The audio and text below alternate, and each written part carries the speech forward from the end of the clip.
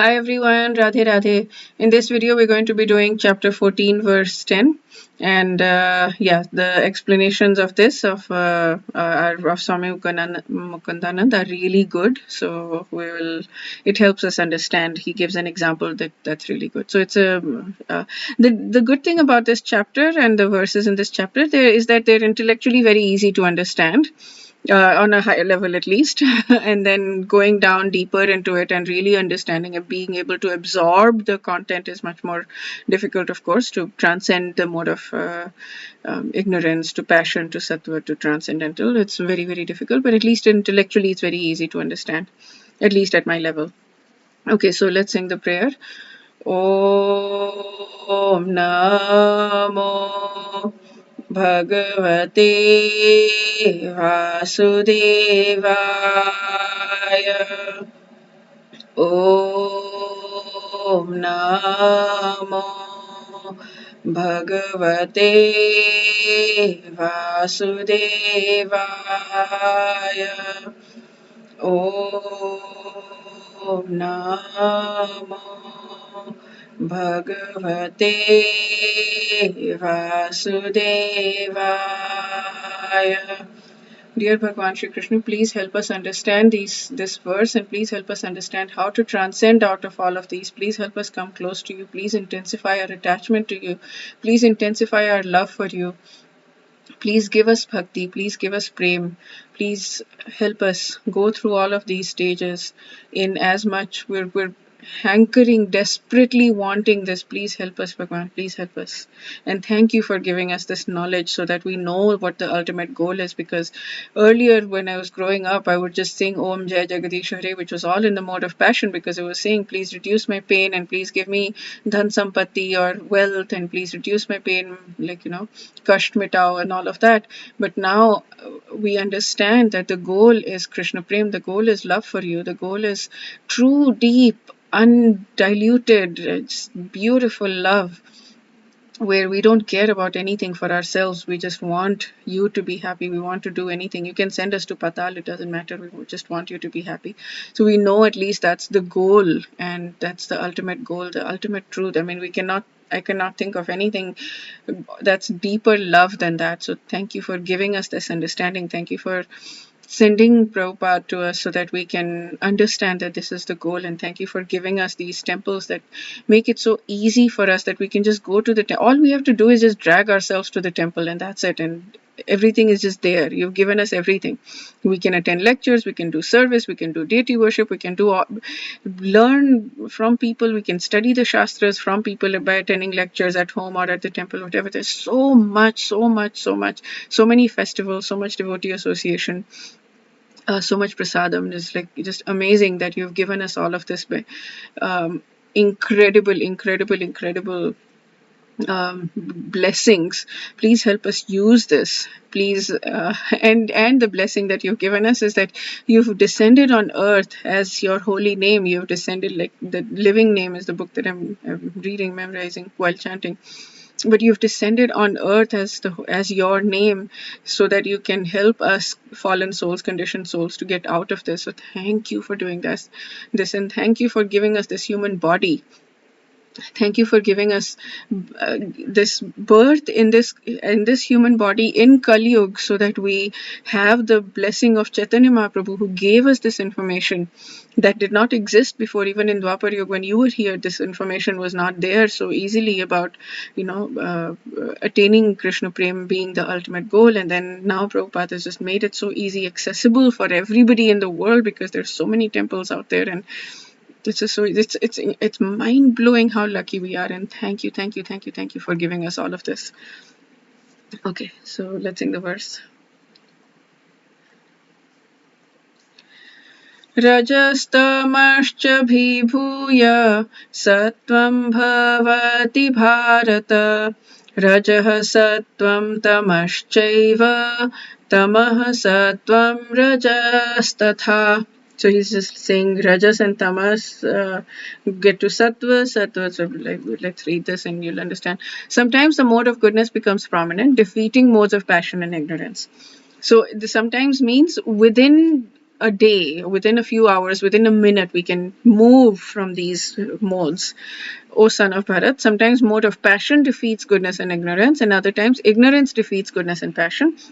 In this way, there's always competition for supremacy. All of these modes want to win within us. So we have to use our brain, mind, intellect as a friend and keep moving ourselves away from this mode of passion and ignorance. So when mode of passion is prominent, goodness and so yeah, basically he's just explaining this. If one wants, one can develop by practice mode of goodness and thus defeat modes of ignorance and passion. And similarly, we can develop mode of passion or develop mode of ignorance. So if one is determined, he can be blessed by mode of goodness, and by transcending this mode of goodness can be situated in pure goodness, which is called the Vasudeva state.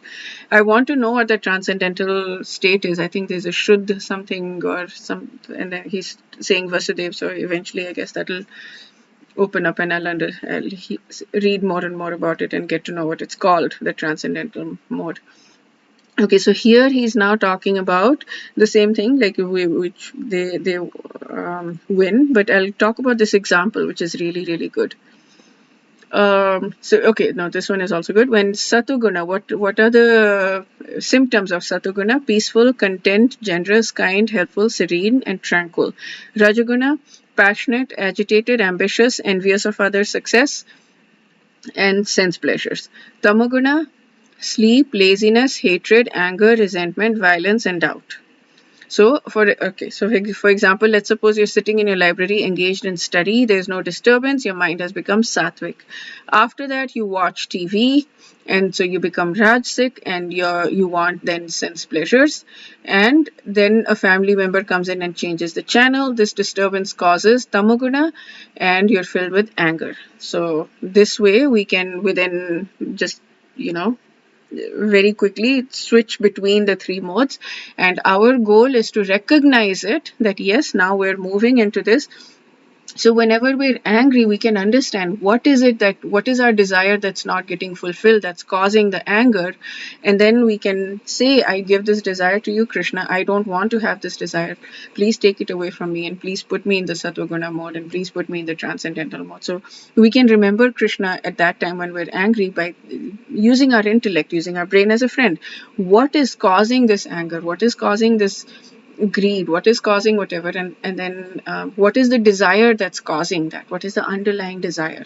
And then when I have that, when I understand this is the underlying desire I want, and what is it that's causing? Am I watching TV, right? Or am I, like, there is something in my surrounding? Did I eat garlic onion? I've actually experienced that. Like, I didn't eat garlic onion for 3 months or something, and then I had something. I bought a store-bought dip. I usually try not to buy these things because you never know what garlic onion they'll put in it, and I just always want to cook at home. But I bought the store-bought dip, and I saw that it had garlic onion. And that day, I think I had it in the morning or the night before or something, and for some reason I went into this anger mode. I went into so much anger mode, and anger not just for something that happened that day itself. I was being angry about something that happened years ago, and I was like, what is going on? Why am I angry? It took me a while to understand the connection. It's like, oh, I had onion garlic, probably that's what's going on here.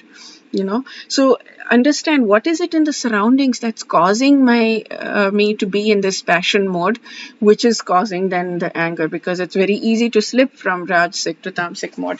At least it was in my case. The anger is more like, it's also rajasic. I think there's some aspects of anger that's rajasic and some aspects of anger that's tamasic.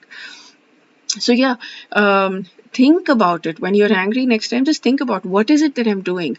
Did I eat meat? Like, maybe if I ate meat, then maybe that's why it's causing this anger, or maybe that's why it's causing me to be in this. Did I have coffee? Did I have onion garlic? Did I have, like, just be aware, and you don't need to change it. Like, you don't have to do something about it if it's too difficult. If you can, of course, that's great. But and like I said in the previous video, you just increase Krishna in your life. You increase the chanting, you increase the studying, you increase the reading these lectures, studying this Gita, listening to lectures, whatever. You increase the transcendental stuff by adding Krishna to your life, and those things will automatically diminish. But the first step is awareness. Just be aware. What did I do? Did I do something that is increasing my mode of passion and ignorance? And once you start being aware, it's just going to be like, whoa. Like when I found out about that onion garlic thing, I was just like, wow, that's insane. That's really insane. Because I hadn't felt like anger like that for months. And suddenly, out of the blue, I'm getting angry at something that happened years ago. I'm like, why? So, yeah. Okay. So that's it for this verse. We'll do chapter 14, verse 11 in the next video.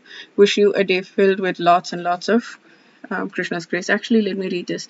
Bhaktivinoda Thakur. Where Satuguna prevails, Raja and Tamaguna are defeated. Where Rajaguna is dominant, Sattva and Tamaguna are defeated. Where Rajaguna prevails, Sattva and Tamaguna are defeated. In this way, the individual status of all modes and their mutual relationships should be known. Okay. Yeah.